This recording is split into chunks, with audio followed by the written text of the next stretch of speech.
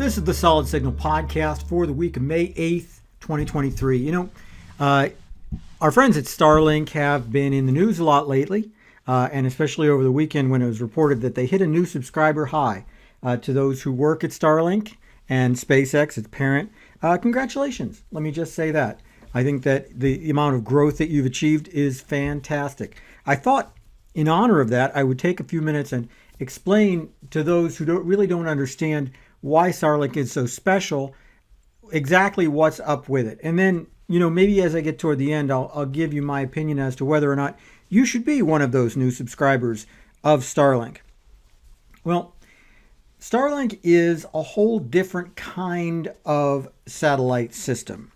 Traditionally, and by traditionally I mean for the last 60 years or so, communication satellites have been in what's called geosynchronous orbit. Now, there's a lot to this, and I'll try to make it as simple as I can, because I think that if I tried to make it complex, I would explain it wrong, so it really wouldn't help anybody. The closer something is orbiting to the Earth, the faster it's going to go. The further away it orbits, the slower it's going to go. So if you think about it, there's got to be a point where the time that something takes to orbit the Earth is exactly 1 day. And it is. It's about 22,000 miles. I can't tell you the exact number, but it's about 22,000 miles elevation. And when that happens, there's an interesting phenomenon, because the Earth is moving at exactly the same speed as the satellite is moving. Then the satellite appears to just hang in space over a point on the Earth. Now, this is really only true if the satellite is over the equator. If you're trying to do it with a smaller or area like somewhere further north, further south, then that 22,000 mile number is different, and it's a whole different set of math. But this is how communication satellites have worked for pretty much the entire time they've been out there. Because what it allows you to do is, if the satellite is appearing to hover over a specific point on the Earth, then you can point a satellite dish at it and pretty reliably get signal without having to constantly re-aim it, which is a pretty neat trick if you think about it. And it's formed the basis for all of our telephone and television distribution over satellite, all of our communications, for as long as most of us have been around. So Starlink is not that. Starlink is kind of the opposite of that. See, putting a satellite up 22,000 miles means a lot of stuff has to be built into it. First of all, it has to carry enough fuel to last a very long time. It costs a lot of money to put it all the way up there in space, because it takes a lot of fuel to do it. And it has to kind of be built really, really robust, because if it goes down, you can't exactly send the Maytag repairman up 22,000 miles. So before I kind of get into what low Earth orbit does, let's talk a little bit about GPS, because GPS is kind of a transitional technology.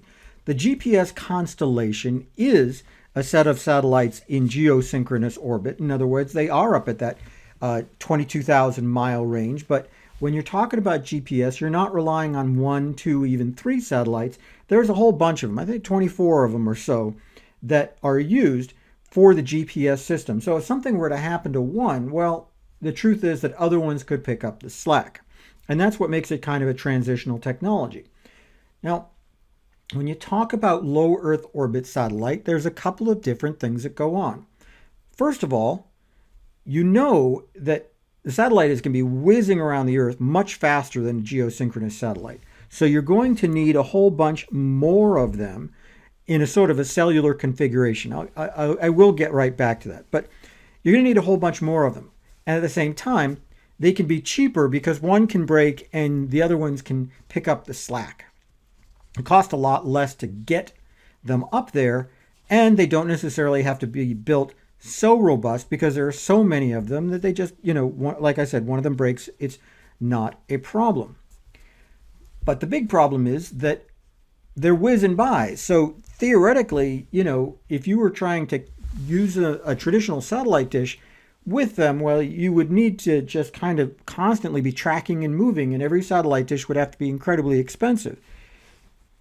So here's what you do with low Earth orbit satellites is you create them in a configuration that's not too different from the cell system, the cell phone system that we have on Earth, where what's happening is that a stationary antenna is tracking any number of satellites at a given time, and it's attaching to the one with the closest, best signal. And as that begins to change, it attaches to another one and another one and another one. It does this seamlessly. And I'm talking about the way that cell phones are done. And this is exactly the same way that low Earth orbit satellite is done. So this makes the whole economics of it totally different. First of all, your satellites themselves can be, these little tiny things. They don't have to be these big fancy school bus sized things. And they can break every 2-3 years and you won't really care because you're putting them up constantly. And there's one more bit of this which is extremely important. When you're trying to use a satellite for internet, you're literally dealing with problems having to do with the speed of light. You're 22,000 miles away, so it's taking a decent fraction of a second for data to get up and back down. And that can be a problem because you want that internet information to happen as quickly as possible. You want it to happen in like milliseconds instead of a decent fraction of a second. And that has always been a problem with satellite internet. It's always made it feel kind of pokey. Even if the speeds are good, it takes a long time to get a response. So it just doesn't feel like it's terribly fast. You end up clicking and waiting and clicking and waiting.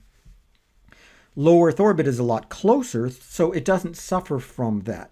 You get a lot faster connection, admittedly not as fast as you would get over a piece of fiber, but a lot faster and probably fast enough in a lot of cases. So you can have really high speed connections because you're really close to these satellites compared to geosynchronous orbit. You can have them be inexpensive, which means that you can offer the service to somebody inexpensively. And because there's a whole bunch of satellites, you can just keep adding capacity. If something gets clogged, if there's just too much congestion, you could just add more satellites and it'll just work. All of this is great, and it takes a lot of computer control to make this happen, which is why that we didn't do it in the 1960s and had to wait until the 2020s for it to be viable. And the folks at SpaceX have implemented their low Earth orbit satellite solution. Not to be outdone, you're going to see Amazon and a couple of other providers doing low Earth orbit satellites in the near-term future. The first thing that comes to mind is you're really just littering up the sky with tens of thousands of satellites. And is that a problem? Well, it's a little bit of a problem. If you're putting cargo up in space, you're increasing the possibility that you're going to bump into one. But again, they're really kind of cheap. And if one goes out, then all of the rest of them take its place. That's all good. And the satellites themselves are not designed to stay in orbit as long, so it's not like you're going to have this accumulation of space junk. If you ever saw the movie WALL-E and you kind of have that image of all the space junk orbiting the planet, that just wouldn't happen. They would just burn up within just 5 years or 10 years, something like that, and not sit up there indefinitely. All of that's really good.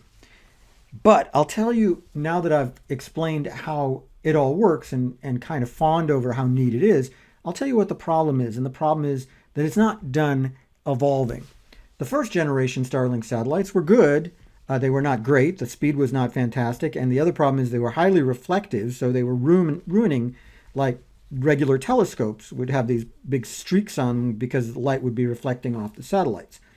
Later satellites are better, smaller, faster, the whole thing. And that's going to continue. You're going to continue to see evolution in low Earth orbit satellite, my guess, for the next 3 to 5 years before it gets really stable, possibly longer than that. And when you have a new technology, what really happens is the people who adopt it very early end up throwing away a lot of perfectly good stuff. If you bought a high definition television around 2000, you paid about $25,000 for it or more. And it wasn't even a very big one. It's probably about a 40-inch television. You paid all that money for it.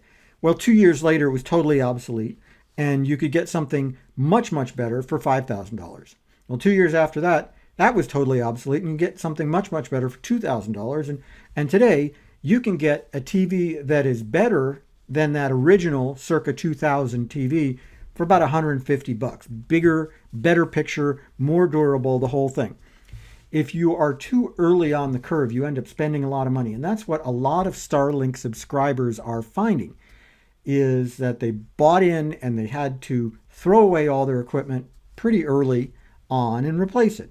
It's not a big deal if you're on land and the equipment's under $1,000, although it's still not great to throw away $1,000. But Starlink has opened up its RV and marine programs, and those folks are paying a lot more than $1,000 for what they're getting. They're paying enough money that if they have to throw that stuff away in a year or so, they're probably going to be pretty upset. And no one here is saying they're not. I think it's very possible that within the next 12 months, that if you're a marine Starlink customer, you're going to end up throwing away everything you got and spending multiple thousands of dollars again to get whatever it is that you need. And that's just talking about if you stay with Starlink. If you decide to move over to Amazon's thing or whoever puts that up, then you're back to getting a whole bunch of new, very expensive equipment. And that's why, even though I think Starlink is incredibly cool and the idea of low Earth orbit satellite is incredibly cool, what's even cooler is saving a little bit of your money. There are options out there for people with RVs and boats that do not cost multiple thousands of dollars, that are practically as good and do everything you need them to do in the areas that you're going to drive or sail. And it's out there now. It's proven technology from established companies, and all of that early work is already done. You're not going to spend that much time throwing stuff away. What am I talking about? Well, I'm going to be a little coy here, and I'm going to ask you to call my friends at Signal Connect and find out more about internet service for your RV and boat. Call up at 888-233-7563, and they'll figure out exactly what you need and recommend a solution that isn't going to break the bank. It really makes a lot more sense. Everybody's talking about how the economy is slowing and the demand for luxury goods is going to be a lot softer. It doesn't make sense to me to be going into a period like that and spending huge amounts of money on something you're just going to have to throw away in a while. I mean, honestly, even traditional satellite television, spend money for a traditional satellite television system for your RV or your boat. You're going to have that technology for probably 10, maybe 15 years before it becomes obsolete. And at that point, it's going to pay for itself, unlike, like I said, low Earth orbit satellite. So like I said, do me a favor, call my friends at Signal Connect, 888-233-7563.